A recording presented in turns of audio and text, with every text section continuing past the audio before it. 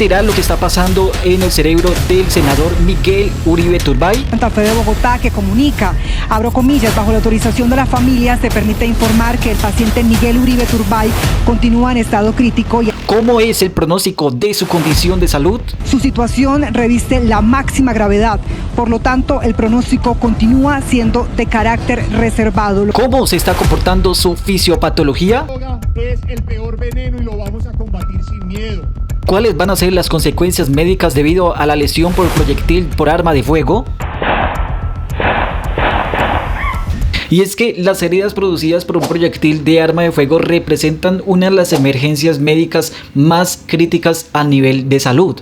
Cuando un proyectil impacta el cráneo va a generar un gran daño desde las diferentes estructuras que rodean el cráneo, el cerebro y todas las capas que están recubriendo esa zona. Pero vamos a desglosar cada una de estas definiciones. Empecemos definiendo qué es un trauma cráneoencefálico. Un trauma cráneoencefálico corresponde a la denominación otorgada al conjunto de signos y síntomas producidos por una alteración mecánica que se produce sobre el encéfalo en la cual variables como la velocidad, aceleración y energía determinan los efectos fisiopatológicos derivados medidos a través del estado de conciencia, complicaciones, las secuelas que pueda generar. La gravedad de las lesiones se incrementa debido a las alteraciones dinámicas sobre la barrera hematoencefálica y el aumento de la presión intracraneal, con o sin compromiso del tallo cerebral o los pares craneales. Y es que cabe destacar que cuando se da un trauma cráneoencefálico por proyectil de arma de fuego se generan dos tipos de lesiones y hasta tres. Está la lesión primaria, por ejemplo, que es el daño directo causado por el impacto del trauma o por los mecanismos de aceleración y desaceleración, que incluye la contusión cortical y también va a incluir la laceración cerebral junto con la fractura del cráneo y la lesión axonal y la contusión del tallo encefálico y el desgarro dural o venoso, etc. Dentro de esto podemos encontrar que en el caso del senador Miguel Uribe Turbay se genera una proyección hacia la zona parietal y occipital según lo mostrado en el TAC hace unos días, y se genera una laceración tanto en la capa externa como en la capa interna de toda la bóveda craneal de las tapas que generan la protección del cráneo y del encéfalo.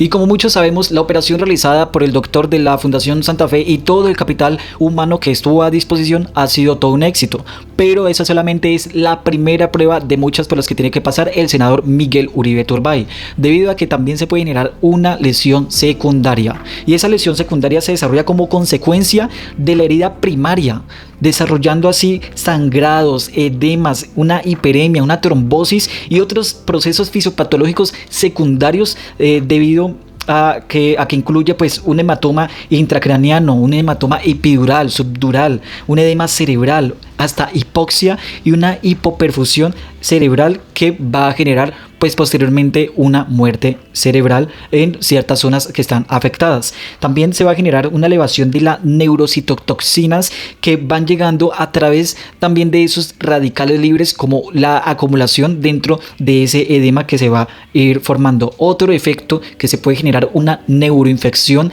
debido a la herida y debido a la intervención que se realizó en medio de la operación. Además, desde una perspectiva fisiopatológica también se va a formar una lesión terciaria que es muy probable que se dé tras las lesiones primarias y las lesiones secundarias, que va a ocasionar una leucomalacia o una neurodegeneración. Todo eso producida por anoiquis, apoptosis o necrosis. Pero hay que tener en cuenta que la severidad de un trauma cráneoencefálico se mide por la escala de coma de Glasgow, que se las voy a mostrar en pantalla en ese momento. Como pueden ver, de 13 a 15 es una categoría leve, genera una observación en casa, una hospitalización, según pues la presencia de una lesión específica o una alteración imagenológica.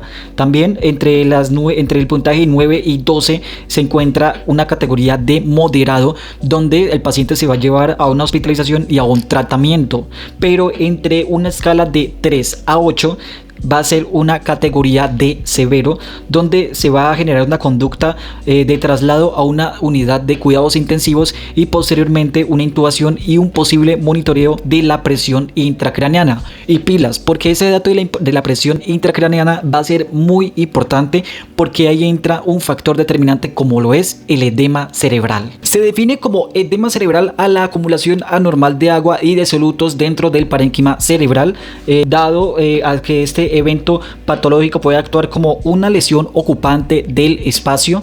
Las formas más comunes de edema cerebral son el vasogénico y el citotóxico, acompañado de otros casos como el hidrocefálico, el osmótico, el tumoral o el intersticial. Digámoslo así, de manera cotidiana va apretando esa masa encefálica y va desplazando ese espacio que le corresponde al cerebro. En el caso del edema citotóxico, la barrera hematoencefálica va a estar intacta, pero lo que se va a afectar es más que todo el astrocito. Y es que ese tipo de edema es grave porque compromete mucho el metabolismo celular, creando un círculo vicioso que induce a más edema, más inflamación e igual a muerte. Y claro, como es una lesión ocupante de espacio, ese edema va a generar un efecto de masa que va a comprimir los tejidos que están en el cráneo y va a generar un desplazamiento y una deformación. A eso se le llama herniación. Lo que se evidencia en el TAC es que aún no se ha generado todavía esa inflamación y no se ha generado esos signos de herniación encefálica, cosa que pues es muy positiva, ¿no? Entonces, ¿qué va a pasar en el edema vasogénico? Va a pasar lo siguiente: se altera la barrera hematoencefálica. Entonces, la barrera hematoencefálica lo que hace es seleccionar lo que pasa y lo que no pasa. Pero si esa barrera se daña, no va a poder seleccionar esas sustancias que van a pasar y que no van a pasar. Por lo tanto, van a seguir pasando y va a generar una inflamación que puede ser una alteración que puede ser localizada, por ejemplo, en el caso de los infartos, los tumores, los abscesos, las contusiones, o también va a ser generalizada en los casos en los que se ve afectada más que todo la microcirculación cerebral. Y yo sé muy bien que eso es un tema muy amplio, pero para que entiendan la importancia de cómo generar el equilibrio del edema cerebral y la presión intracraneana, les voy a dejar esta fórmula que dice: la presión de perfusión cerebral se expresa de cierta manera. Por ejemplo, la presión arterial media menos la presión intracraneana.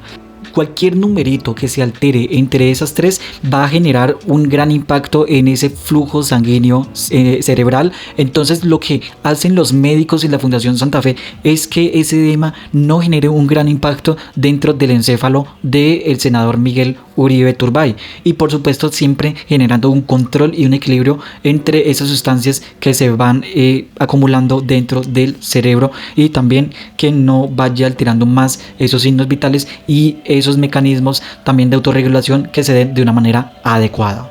Ahora bien, en estos momentos, según la comunicación que se ha tenido con la Fundación Santa Fe, el senador Miguel Uribe Turbay se encuentra en un estado de reserva. ¿A qué se debe ese estado de reserva? Se debe a esa evaluación inicial que se hizo desde el principio, porque es muy importante saber en qué estado llega el paciente para poder generar también un pronóstico sobre la evolución de su condición de salud.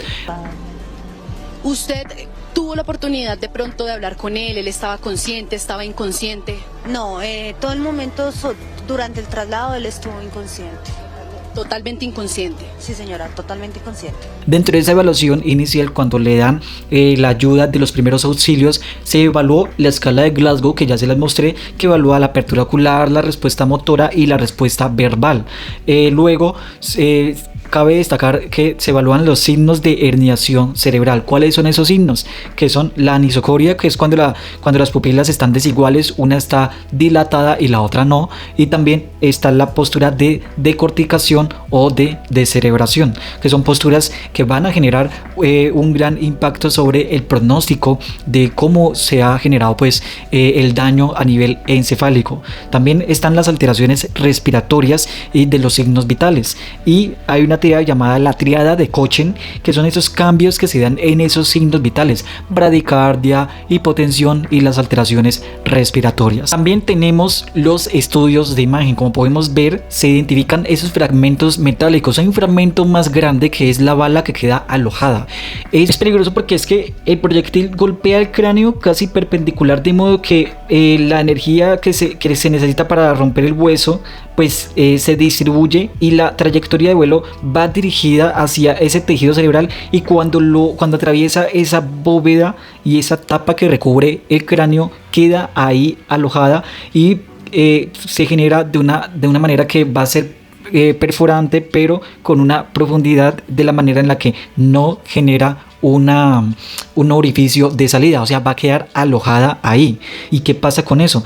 Que al quedar alojada en ese sentido, los neurocirujanos tuvieron que tener mucho cuidado al momento de extraer la bala, porque pues, se podría generar una hemorragia mucho más intensa que la que tenía antes. Aparte de eso, también se generó una forma de onda que pudo haber desplazado y pudo haber dañado los tejidos que estaban adyacentes a la zona en la que se generó el daño. También quiero hacer un paréntesis acá muy importante, y es que es muy importante tener en cuenta que esas filtraciones de las imágenes del senador, de la radiografía, del TAC, la verdad hay que mencionar que esa circulación de estas imágenes en redes sociales plantea unas preocupaciones muy serias sobre la privacidad y la intimidad de la historia clínica. Recordemos que la historia clínica es un documento legal que no se puede pues exponer de esa manera, ¿sí? Y mucho más si es de una figura pública y es de una persona que todavía se están generando investigaciones a raíz de lo que pasó,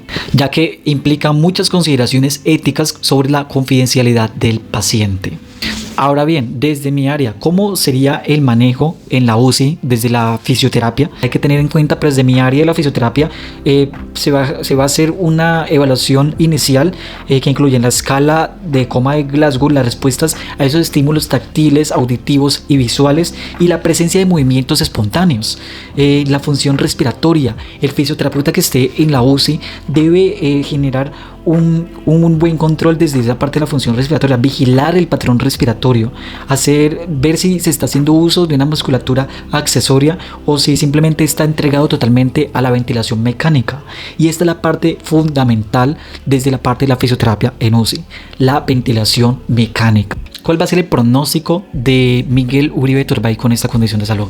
En la gran mayoría de los casos el pronóstico es desolador, ya que es una herida de muy alto impacto, una herida que genera muchas repercusiones y muchas afectaciones sistémicas.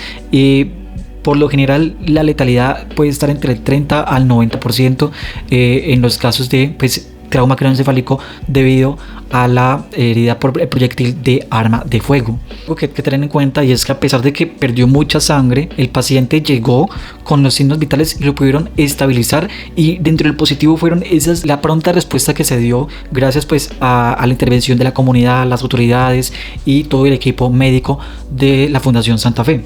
También la edad, que pues está muy joven, es un adulto de 39 años que puede se puede aprovechar de esa condición de que se puede curar, se puede cicatrizar muy fácil, y la intervención quirúrgica temprana. También la parte de la ausencia de las lesiones múltiples. Hay que tener en cuenta que la bala quedó incrustada, pero no hubo orificio de salida, es decir, no atravesó todo el encéfalo, o sea, no hizo un recorrido por una masa encefálica, por un tejido. Recuerden que a mayor tejido, mayor afectación de esas áreas, de esa corteza primaria, de esa corteza motora primaria y de esa corteza motora secundaria. Ese es otro de los pronósticos que se reservan, porque puede que a lo mejor quede con vida, pero las secuelas que puede llegar a tener Miguel Turbay, la verdad, van a ser muy, muy duras de predecir. Es una condición muy impredecible, donde pues en esos momentos pues se encuentran luchando por su vida, está entre la vida o la muerte. Y bueno, en caso de que salga de esta situación tan lamentable, todo pues va a ser muy lento. O sea, el progreso de Miguel Uribe Turbay va a ser muy muy lento, porque lo que se debe hacer es esperar a que tenga una respuesta neurológica óptima para poder hacer un destete de la ventilación mecánica y que esa hipertensión intracraneal se disminuya para poder progresar y pues tratar de recuperar esas capacidades funcionales que evidentemente va a perder por la herida en esa corteza primaria y en esa corteza secundaria, y también esas habilidades también cognitivas, ese proceso cognitivo. Recuerden que para poder generar un movimiento debe haber un proceso cognitivo y una intencionalidad para generar esos impulsos y para integrar el impulso desde la corteza para que migre a la médula espinal y se haga una eferencia y se haga ese movimiento que se necesita. Entonces, dentro de las fases que se pueden hacer es que hay que mejorar ese nivel de conciencia, ¿sí? Prevenir esas complicaciones secundarias, iniciar un reentrenamiento motor básico, y a medida que se vaya haciendo esa intervención, pues se va evaluando cómo se puede progresar en estos casos, en caso pues de que sobreviva pues el doctor Miguel Uribe Turbay. Y bueno, estaremos muy atentos. Si te gustó este video, por favor dale like, por favor suscríbete, te lo pido, te lo agradecería mucho. Estaremos pendientes. Si me quedó faltando algo, por favor coméntenlo, lo podemos analizar, podemos profundizar mucho más. Es un tema muy interesante, es un tema muy amplio que se aborda teniendo en cuenta la parte de la evidencia científica, la parte médica y la parte desde el área de la fisioterapia. Realmente desde lo más profundo de mi corazón deseo que Miguel Uribe Turbay salga de esta situación que está poniendo en vilo a su familia y a todo el país. Sin embargo, hay que tener en cuenta toda la realidad clínica y la evidencia científica alrededor de este caso que se está manejando. La recuperación de una lesión cerebral así tan traumática, hay que tener en cuenta que es un proceso largo y requiere paciencia, dedicación, disciplina, mucho amor, un apoyo incondicional. También como fisioterapeutas hay que estar ahí, guiar el proceso con el mejor conocimiento científico posible y siempre con la máxima humanidad posible. Hay que hablarlo con la mayor humanidad posible. Recuerden que estamos hablando de un ser humano, de una vida que puede que se esté apagando, una vida que está luchando por su familia, por sus hijos, incluso por sus ideales políticos, independiente de todo. Es un ser humano. Así que bueno, los dejo, amigos. Déjenme en los comentarios, suscríbete y dale like. Chao, chao. Nos vemos.